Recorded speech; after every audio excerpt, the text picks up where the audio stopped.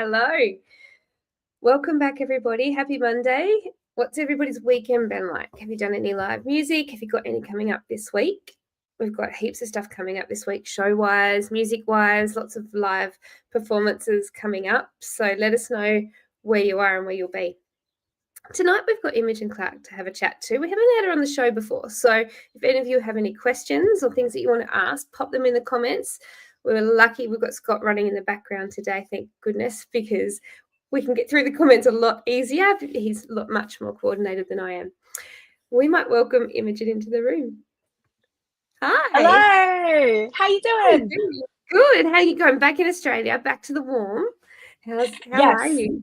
I'm really good, thanks. Yeah, I'm you're catching me at the end of like the most insane few weeks, well, a couple of months really of touring. So it's nice to be back in Oz and get a bit of a chance to relax over Christmas and stuff.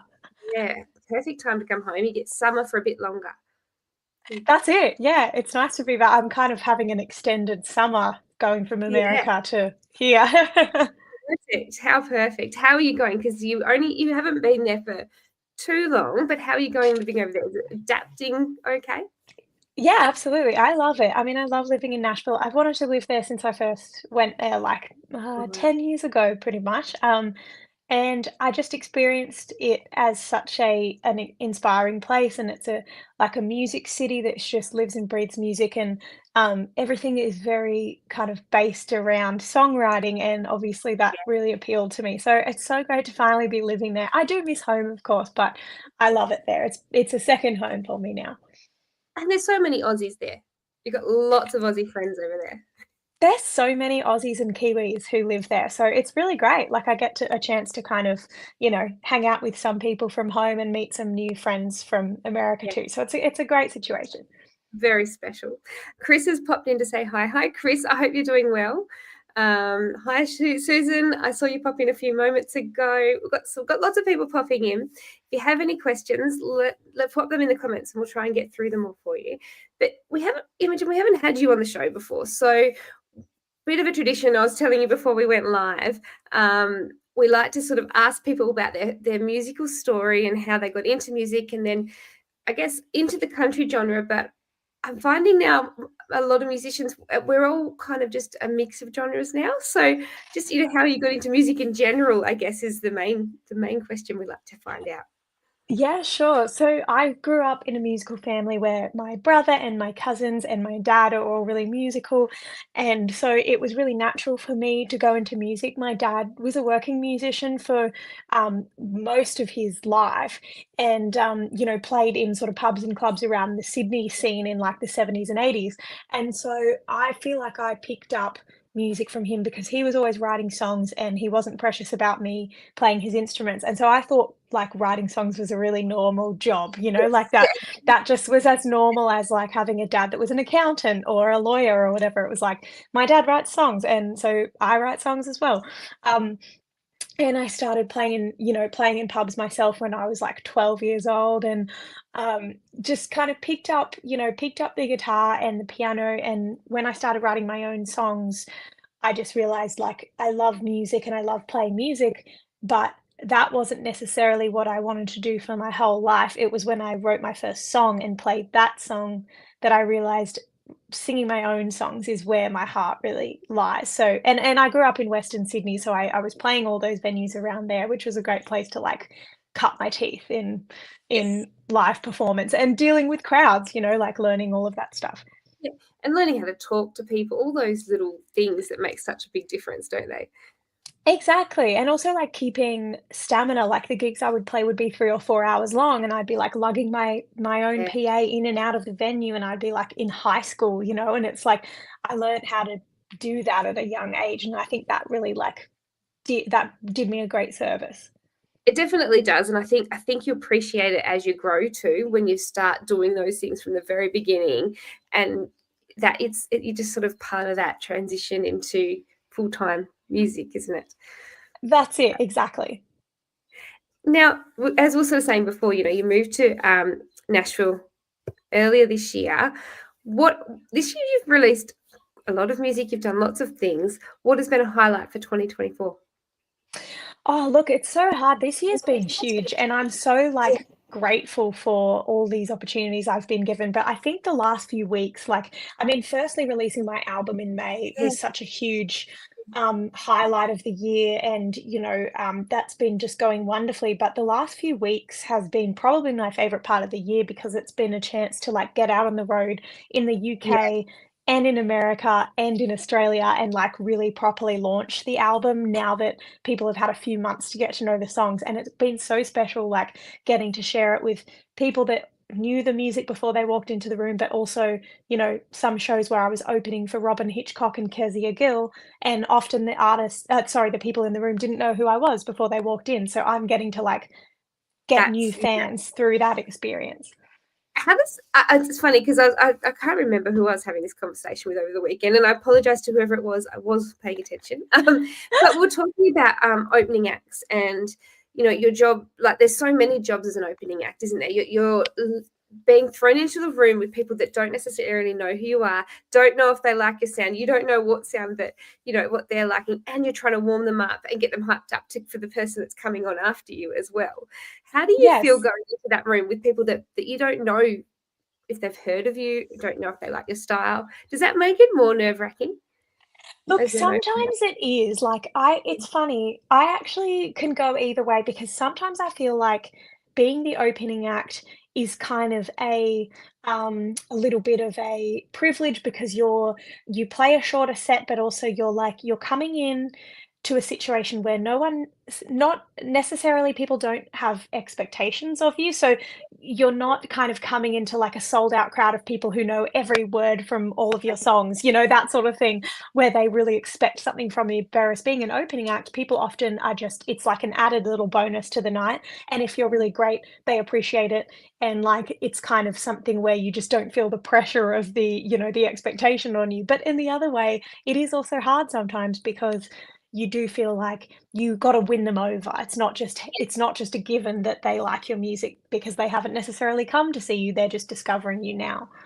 Yeah, yeah. So that's a very good way to look at it. You've got two ways to weigh that up, isn't there? Yeah, But yeah, exactly. I think it's for me when I go to a concert, I love the opening act, especially if it's one I haven't heard of or seen. That's one of my, oh, great, new music, new person that I haven't necessarily come across yet. Because that's a bit, in Australia, we sort of get to know everyone, don't we? We see everything all the time. So if I've got an act Yeah. I've got to really hear about, for me, that's the exciting part of it as That's well. really cool, and I love that you do that because I think it's really important, and I always thank people for coming early to see my set. I'm always like, "Thank you," because a lot of people don't worry about the opener, and they don't arrive until the headline, and so I'm always, like, thankful that they've even showed up, so Yes, exactly, exactly. And I think it's something that's really important for people to do. And we're all there because we love music. So why would you not want to go early enough to hear the first person sing? Um, exactly. Now, your album. Tell us a little bit about this album. How long had you been writing before it came out? The other getting through. Tell us a little bit about how it came about. So it's funny with this record because I actually wrote the first song on this album. Like the earliest song on this album was written in 2017, and that's the title track, The Art of Getting Through. But most of the songs were written in the 18 months to 2 years before the record came out. And I think, the reason I went so far back to the song The Art of Getting Through was because I always knew there was something special about it and I wanted to use it, but it just didn't have a place on any of my records until this one. And Mm. when I realized, like, actually, I think this is the core of the record, I think this is what the record's going to be about, then all these other songs flowed. And I actually wrote like 100 songs or more than 100 songs for this album and chose my favorite 13. Oh So my it was like God. a really, like, huge, endeavor for me. I love writing, and I really just, like, wrote until I felt like I had no more to say, and then I chose what I thought were the strongest songs out of all of that. That's incredible. 100 songs and then choosing a baby, basically choosing which children. Yeah. Yeah, it was hard, like, my manager and I really, like, trawled through all of the and we did, like, our lists of favorites, and we tried to, like, just it was very hard, but Yeah. I think what it meant was that we were spoiled for choice, and I think that's, like, the best way that's what Yeah. you want when you're making a record. What do you do with the other songs? Have do you still play some of them? Are they just sort of put aside for the next project, or when, like you were saying about that title of the album, 2017, you didn't have a spot for it? Is that sort of what you do with all of them?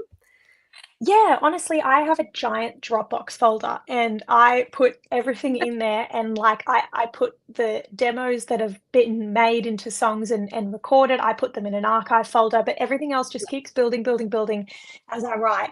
And I really go back to some old ones when I'm making a new record. Sometimes I want to write completely new if I feel like the record is about something very specific that I'm going through Yeah. now. I'll write new songs, but I always do look back at the old ones, and sometimes I play them, sometimes I consider them for new releases, sometimes they just go in an archive. Maybe I'll use them down the road, who knows? Wow, how special though, and yeah, you're right, very good position to be in, to Yes, have plenty of choice, and it's just that yeah, it would be really hard to not record them all.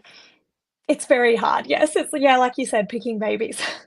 Exactly, and like as you said, you wrote until you felt like you had nothing else to say. Is that sort of? Do you think you when you're writing in those moments, you're sort of writing in a style for that album? Is that why you sort of you had to get that out of your system, ready to? Definitely. Yeah, I think it's a bit like that. Like, I think once I knew what the title of the record was and what the theme of the record was, Yeah, the songs just came out of me, and I had a lot of songs that I wanted to write for this record that were about things that I'd never written about before, things that had happened to me or things that I'd experienced that I just felt like I really want to write a song about this, but I've always been a bit too afraid of being that yeah. vulnerable. And so this was like the chance to get those out, you know. Wow. And how did you feel releasing that, knowing that you'd done that? Did that put another level of on top of that?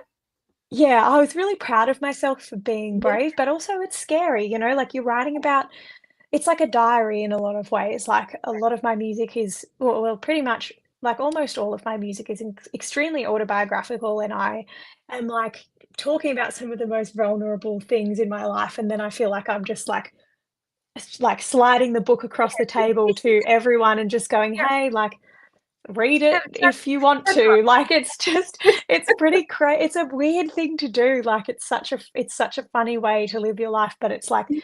it's so therapeutic for me. And how do you go with family and friends? Because it's probably one thing to have strangers, listen and make their own opinions on it, but family and friends probably know some of the behind the scenes stories that have probably brought that song forward. Is it Yeah. hard for you to give them to listen to, or the other way around even?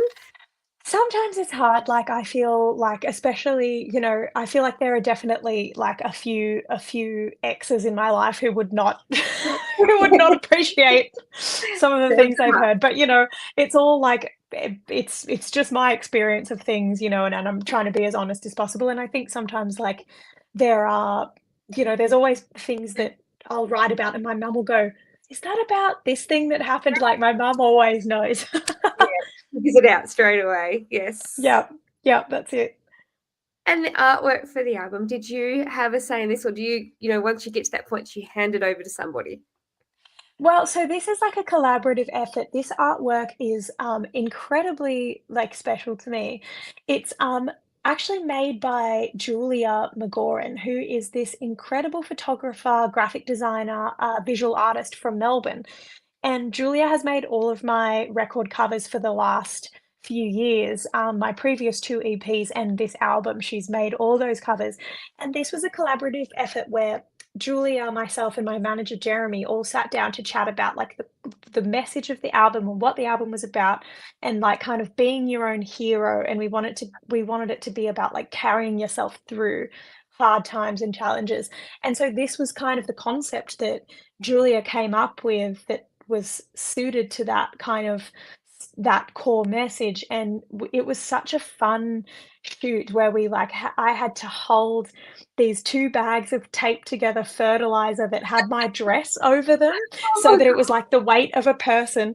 It was so funny, and I'm holding these bags of fertilizer, and then we took another photo of me in the dress with someone else holding me so that they could Oh, of be course you photoshopped have. together.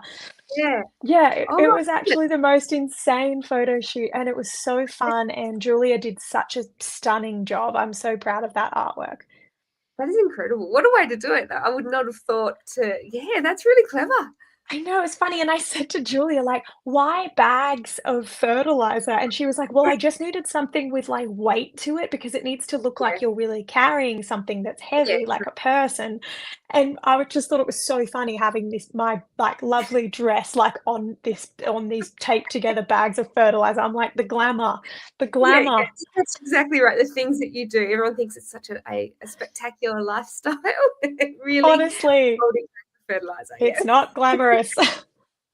It's the complete opposite. Oh my Absolutely. gosh. Um, I love that. I just can't I just don't know how she came up with that idea. That is incredible. I know, Um, it's so cool. garden one day, this would make a good photo. Honestly. That's exactly what it feels like. Now, what have you got left for 2024? I know it's coming up to Christmas. You're home. Do you get a bit of downtime? Does this mean more writing when you have downtime? Is that when you kind of find yourself doing more of that? Definitely more writing, more of, sort of, like really spending a bit of time with my family, but also kind of getting back on track for the next project that I want to do next year. So just starting to think about Mm. that and put some plans into motion and write some songs and all of that stuff because it has really been a hectic year. Yeah. It's one of the most busy years I've ever had. So I feel like really excited to kind of get a little bit of time to sleep and cool off and write. Cool, love. You've come to Australia in the summer. Oh, That's true, that's true. That's true, I won't be doing much of that. snow, missing the snow. Um, but then I suppose you're a bit like us in Victoria. We've got a nice day today, but then last week we had some really cold days, so you just can't pick it, can you? Yes, Um, honestly. growing up in Sydney, I guess, was probably similar. But so you're when do you go back? When's your home trip end? So I actually go back to Nashville at the end of March. So I'm going to be here for a while. So I'm in Australia to obviously play these shows I've just played in Sydney and Melbourne, but then, and I have Christmas with my family, but then I've got a few shows in the new year, including CMC Rocks in March. So I thought I'll Stay. just stay for the summer and then go back to Nashville. Oh, that's a great idea. Here's me thinking you'd be going back before CNC Rocks, but you're not. I No, love I'm I really love the glad. line. Yeah. How exciting. The people on the lineup, have you seen most of them before? There are some I've seen before and some I haven't, so I'm really looking forward to it. And my friend Kezia Gill, who I just opened Yeah, for in the UK, yeah, she's doing her Australian incredible. debut, playing at CMC Rocks, and I'm so excited that that's going to be so much fun.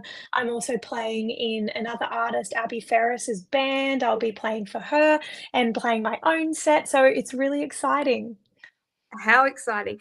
And going from, I'd be interested to hear your thoughts on going from Australia to, the UK, Nashville, all of those places. What are the fans like? Is it different being out there, or are we all, that same passion about music that we have here? Oh, I mean, look, everyone has been wonderful and passionate about music, and they definitely, I think there's different ways of people showing it. Like I always notice that in the UK, people are really polite and quiet, and sometimes in Australia, we take that to mean like if they're really quiet and they're not like whooping and hollering, we sometimes get it like I can get a bit scared because I'm so used to people Yeah, being more vocal, but they're just yeah, really enjoying it, like, quietly, it's, like, so yeah, courteous and lovely, but then in America, people tend to be a bit more, like, vocal about how much fun they're having, and they're, like, whooping and hollering and stuff, and I love noticing differences like that yeah. in touring, it's very fun.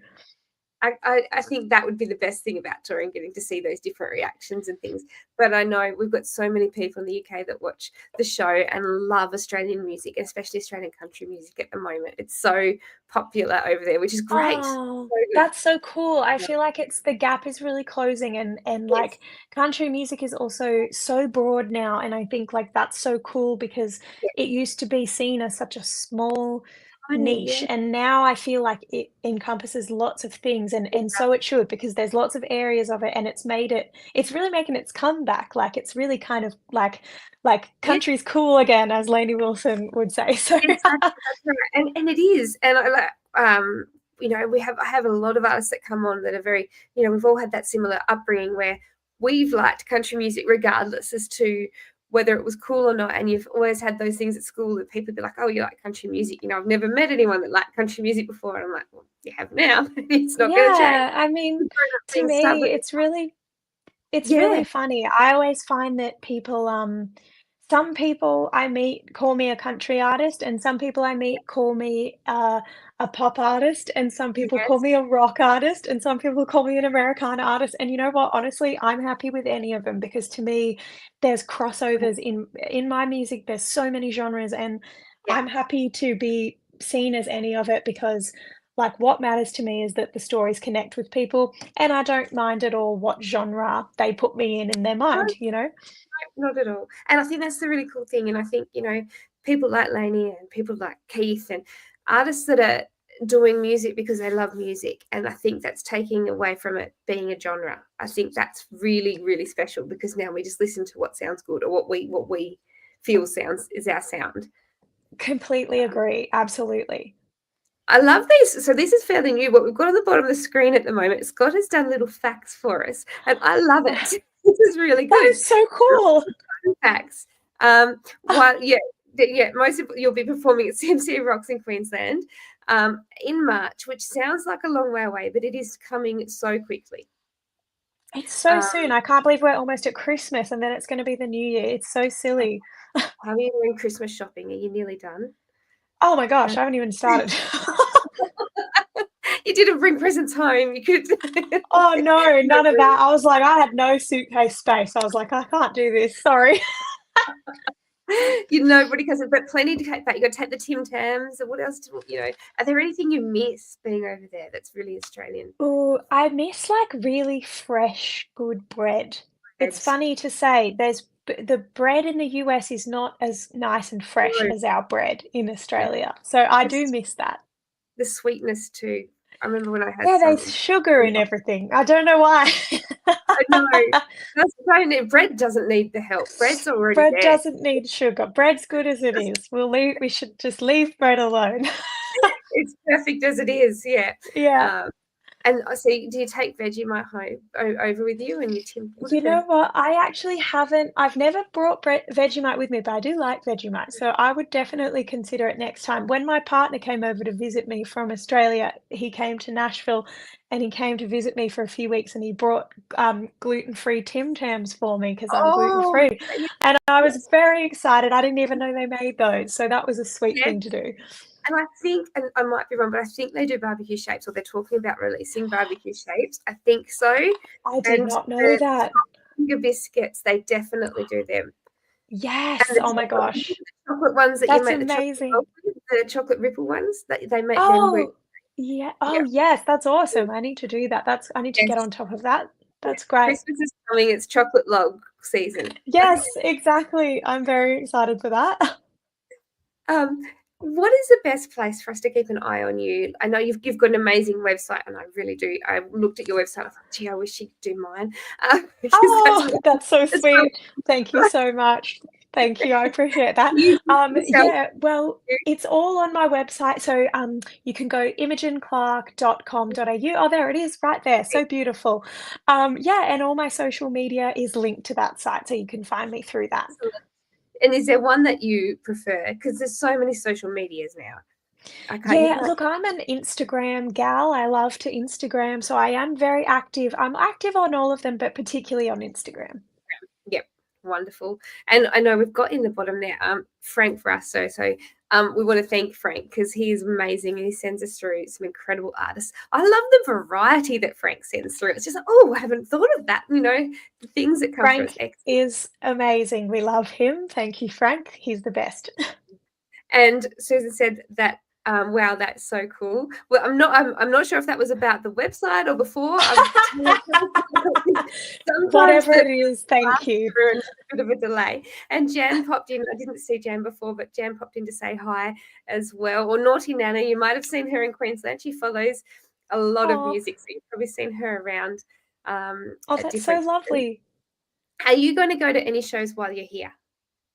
Oh, On the I'm web. definitely gonna go to, there's some Paul Kelly and Jason Oh, Isbell shows I will be going to later. I think that's on my next trip back to Oz. Um, and who else am I going to see? I'm thinking of going to see I might be going to see the Buckleys soon in Sydney, who I love. They're great friends of mine. Honestly, I'm so excited to just when I'm not playing, I love to go to other people's music. gigs, so I'm really Probably just excited to that. yeah. You probably like me, you probably don't sit still for the whole gig. Like you feel like, oh, go and give them a hand with something, or but it's still nice to be able to go and see your friends play because how often do we get to do that? Oh, that's the thing, and my partner is a musician too, and he plays with Brad Cox, and I'm really excited to go and, like, watch them play some gigs because 'cause we're often gigging at the same time, so, Yeah. like, it's nice to get to have time off and go and see them Yes, play gigs. and watch them play. Are you heading to Tamworth in January? I don't think so, I think I'll be spending January trying to decompress a little bit, but I'll see how I go. There's so much to come, and at least with you, with this, you'll get CMC, you'll get to perform, but hopefully get to catch up with a few friends there. Um, Yeah, that's it's it. so good to have you back in Australia and to have you on the show. Thank you so much for joining us. Thank you I for can't having wait to see you me. live. I haven't seen you live for ages. I don't even know. It'd have to be pre-COVID, I Oh my reckon, since gosh, that feels like forever ago. Well, I it would love does. that. We will definitely have to do that, and hope that you can come back and have a chat to us before your next single, ready for the new year. I would love that. Thank you for having me. Thank you. Everybody, thank you for popping in. It is so good to see you. Well, we've got lots of shows this week, lots of live shows coming up. Go and check our page because we've got all of them up on the basically Facebook and Instagram have both got all of our shows. So make sure you click on them so that you know the times because some of them are a little bit different in times. And we will see you guys Wednesday night. Thank you, Jan. Thanks, John, for popping in as well. There's lots of people in the room tonight, so thank you. And thank you, Imogen. It's so lovely to have you. So lovely to chat to you. Thank you, guys. We'll see you soon.